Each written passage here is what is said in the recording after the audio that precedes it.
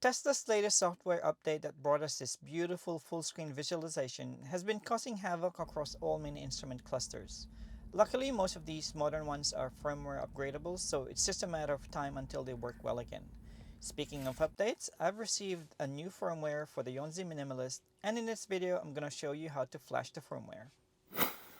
Now, what you need for this process are two things, of course. The first one is the firmware, so you should have downloaded that already from the link in the description box below. And the second thing you need is a micro SD card.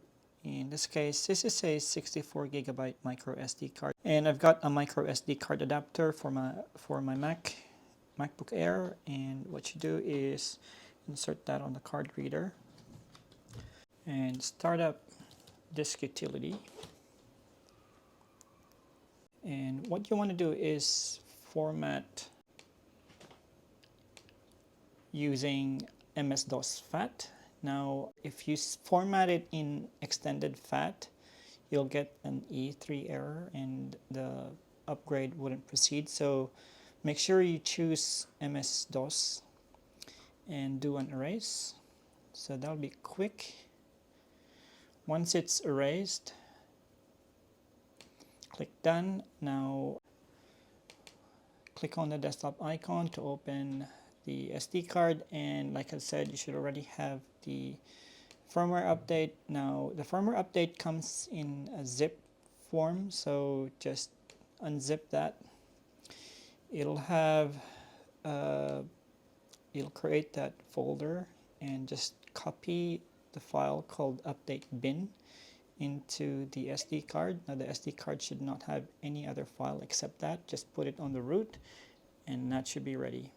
If you're using the Windows operating system, you can only use up to 32GB capacity. Otherwise, you won't have the option to format it into MS-DOS, aka FAT32, so just take note of that. Now go over to your car and unmount the Yonzee Minimalist from the dashboard. Then turn it over, and at the bottom you'll see this rubber cover. Using a pick tool or something similar, remove it by inserting a pick tool on that little hole on the side and push it to the left until it starts to roll up, then peel it out. Then grab the micro SD card we have prepared earlier. If you're holding the Yonzee like the way I do now, you need to insert the micro SD card with the label facing back.